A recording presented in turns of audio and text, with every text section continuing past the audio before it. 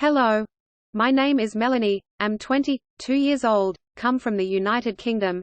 Not very long ago married an American named Timothy, and our wedding was like psychological horror or gothic thriller. Well, don't know that much about cinema. Timothy and met at my college. He came from the USA to study in England. Didn't know exactly why Timothy had chosen college so far from home, but when we started dating, noticed that my boyfriend was not going home, even for summer breaks. As time passed and our relationship finally got serious, Timothy started to come and stay at our house, with my family, during the holidays. Timothy got along well with everyone, so it was all the more surprising for me that he didn't introduce me to anyone from his family at all, via Skype or something. I've never even seen any pictures of the Lewis family, this was their last name. He proposed to me shortly before we graduated from college, and said yes.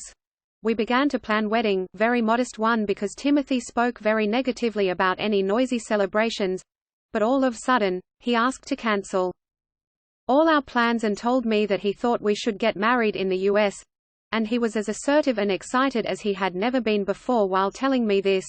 We decided not to bring my relatives along, and agreed that the ceremony would be even quieter than planned. All this was very weird, but decided that at least would finally get to meet the Lewis family.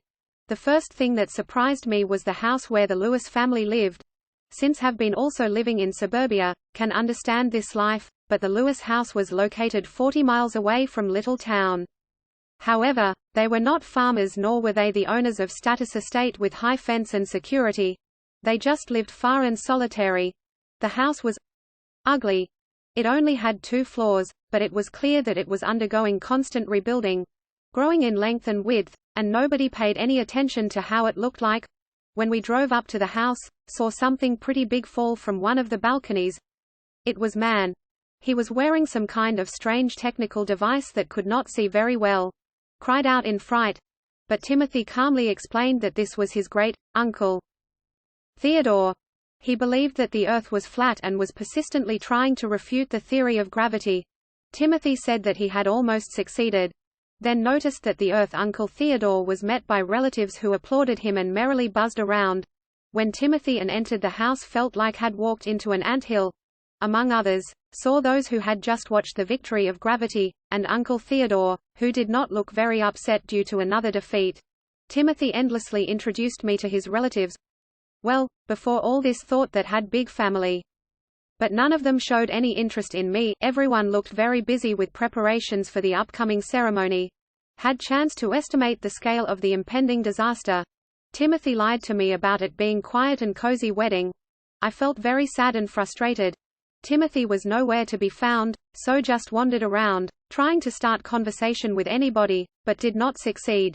It was dinner time, so the Lewises laid out the table in their huge living room and began to slowly gather there. Tried to help my future relatives with serving dishes. Everything was fine until found some strange vase on the table.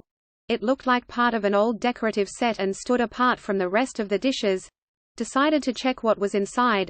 Opened the lid, bent to sniff it, and almost sneezed. Strange, dusty and burnt smell struck my nostrils. Took some of the contents on my finger. It was something like black pepper, but did not know what kind of spice it was. Thank God that didn't have time to taste it. Timothy arrived just in time, tore this vase out of my hands and said, "Don't disturb Sybil, it's time for her to take seat at the table." At first did not understand what he was talking about.